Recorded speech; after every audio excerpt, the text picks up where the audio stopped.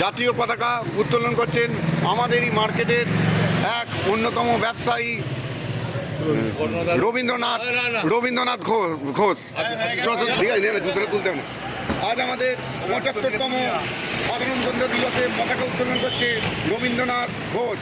জনগণ মন অধিনায়ক ভারত ভাগ বিধাতা, पंजाब सिंधु गुजरात मराठा द्राविड़ उत्कल बंग, हिमाचल যমুনা গঙ্গা উচ্ছল জলধি তরঙ্গ, তব শুনে জাগে তব শুভ আশিস মাগে, গাহে তব জয় গাথা।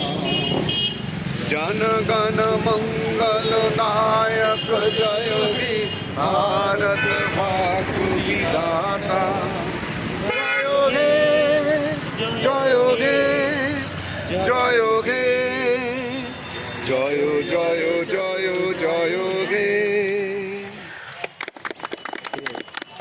জানুয়ারি ভারতের সংবিধান রচনা হয়। 1947 সালে 15ই আগস্ট আমাদের স্বাধীনতা আমরা পাই। অনেক শহীদের বিনিময়ে এই স্বাধীনতা এসেছে। বহু মানুষ তাদের জীবন আত্মত্যাগ করে আত্মবলিদান দিয়ে আমাদের দেশের স্বাধীনতা রক্ষার্থে, স্বাধীনতা আনতে ইংরেজদের সঙ্গে ব্রিটিশদের সঙ্গে লড়াই করে স্বাধীনতা আমাদের এসেছে। তাদের মধ্যে অন্যতম হল নেতাজি সুভাষচন্দ্র বসু, যিনি আজাদ হিন্দ ফৌজ বাহিনী গঠন করে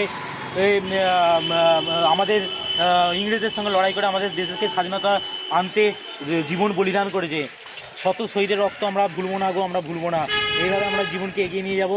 এবং যারা রক্তক্ষয়ী জীবনে যারা স্বাধীনতা দিয়েছে তার মধ্যে আর অন্যতম হলো ক্ষুদিরাম বসু। সেও ইংরেজদের সঙ্গে লড়াই করেছে, মিসেস কেনেডিকে হত্যা করতে গিয়ে সে তার জীবন দিয়েছে। তার ফাঁসি হয়ে গেছিলো, ইংরেজরা তাকে ফাঁসি দিয়েছিল ক্ষুদিরাম বসুকে।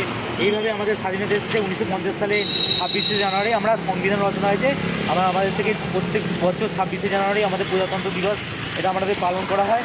তখন ভারতের প্রধানমন্ত্রী ছিল জওহরলাল নেহরু, তার আমল থেকে এই 26শে জানুয়ারি আমাদের প্রজাতন্ত্র দিবস পালন করি।